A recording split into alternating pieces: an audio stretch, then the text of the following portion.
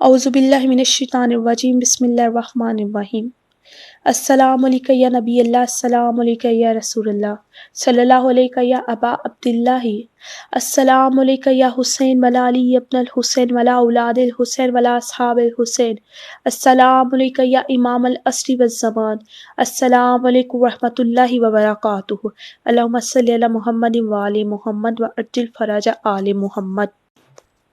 آج میں نے تذکرہ کرنا ہے 11 محرم کا، علی کی بیٹیوں کا، بن بھائیوں بیٹوں پہلا سفر۔ اسے بیان کرنے سے پہلے آج میں تھوڑی سی گفتگو کرنا چاہتی ہوں اپنی ماؤں سے، بیٹیوں سے، کہ آج مائیں اپنے بچوں کو سامنے بٹھا کر کہتی ہیں بیٹا نماز پڑھو، قرآن پڑھو، کیونکہ قیامت کے دن پہلا سوال نماز کا ہوگا، اس میں کوئی شک نہیں۔ بیٹا قرآن پڑھو کیونکہ یہ قبر میں روشنی پیدا کرتی ہے۔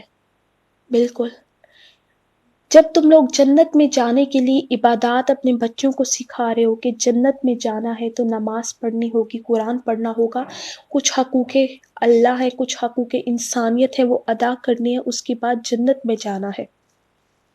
آج انسان کسی کے گھر میں داخل ہونے سے پہلے، کیونکہ وہ گھر اس انسان کی سلطنت ہوتی ہے، جنگیر ہوتی ہے، اس کی اجازت کے بغیر گھر میں داخل نہیں ہوتا۔ تو میری ماؤں، بیٹیوں، بہنوں، مجھے اتنا بتاؤ، جب مائیں اپنے بچوں کو یہ سکھا رہی ہوتی ہیں بیٹا نماز پڑھو، قرآن پڑھو، کس کے لیے؟ جنت میں جانا ہے۔ کبھی یہ نہیں بتایا کہ میرے نبی پاک صلی اللہ علیہ وآلہ وسلم یہ فرما گئے تھے کہ حسن اور حسین جنت میں جوانات کے سردار ہیں؟ کس نے فرمایا؟ مصطفیٰ نے فرمایا کہ حسن اور حسین جنت کے سردار ہیں۔ لوگوں نے آج حدیثیں بنانا شروع کر دی کہ بوڑھوں کے بھی سردار ہیں کوئی۔ تو میں آپ کو بتانا چاہتی ہوں کہ نبی پاک کی یہ حدیث ہے، نبی پاک نے فرمایا کہ جو شخص بھی جنت میں جائے گا وہ جوان ہو جائے گا۔ تو آج میں اپیل کروں گی کہ جس جنت میں جانا چاہتے ہو، آج جس گھر میں جاتے ہو، اس شخص کی اجازت کے بغیر تو اس گھر میں داخل نہیں ہو سکتے۔ عام دنیا کا اصول قانون بنایا ہے، تو کیسے سوچ لیا کہ جس جنت میں جانا ہے، جس جنت کے لیے عبادت کر رہے ہو، کیا اس جنت کے سرداروں کا تذکرہ اپنی ماں باپ نے اپنی اولاد کو سامنے بٹھا کر بتایا؟ زیادہ نہ بتاؤ، جب 10 محرم آئے نا، 9-10 محرم کی چھٹی ہوتی ہے سکولز میں، کالجز میں، اپنے بچوں کو سامنے بٹھاؤ، بٹھا کر بتانا بیٹا 10 محرم کا دن تھا، امام حسین نے نماز بچائی، بیٹا قرآن بچایا۔ نئی مومنوں، نماز اور قرآن حسین ابن علی نے نہیں بس بچایا، امام حسین علیہ السلام نے نبی کی شریعت کو بچایا۔ کیسی شریعت؟ یزید لعنتی مالون، نعوذ باللہ، یہ ظالم کہتا تھا کہ بہن اور بھائی جیسا پاکیزہ رشتے کو یہ ایک ازواج، میاں بیوی کے رشتے میں بدلنا چاہتا تھا۔ امام نے کہا نہیں، یہ اصول نہیں۔ پھوپھی کے رشتے کو اس نے کیا قرار دینا چاہتا تھا؟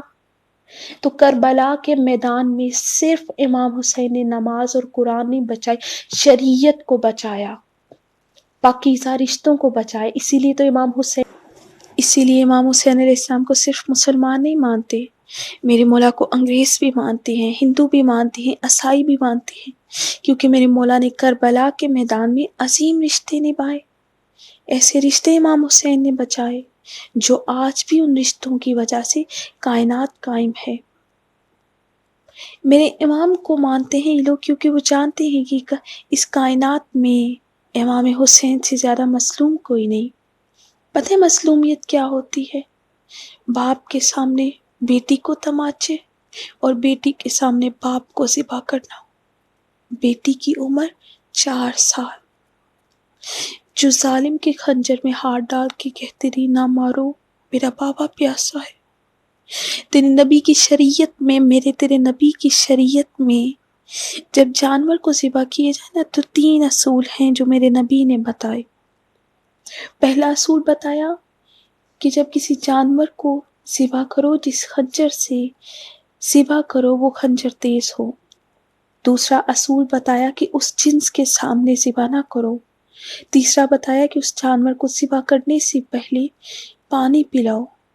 افسوس 4 سال کی بیٹی سامنے کھڑی رہی، پیاسا حسین، اور ظالم ضرب پہ ضرب مارے. کہتے حسین،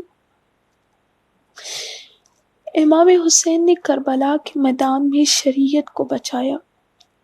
جب علی کی بیٹیاں رہا ہو کر مدینہ پہنچی ہے نا، تو امام سجاد کو بی بی زینب فرماتی ہیں، سجاد یہ مدینہ شہر ہے. جی اماں. سجاد وہ نانا کی قبر ہے. جی اماں.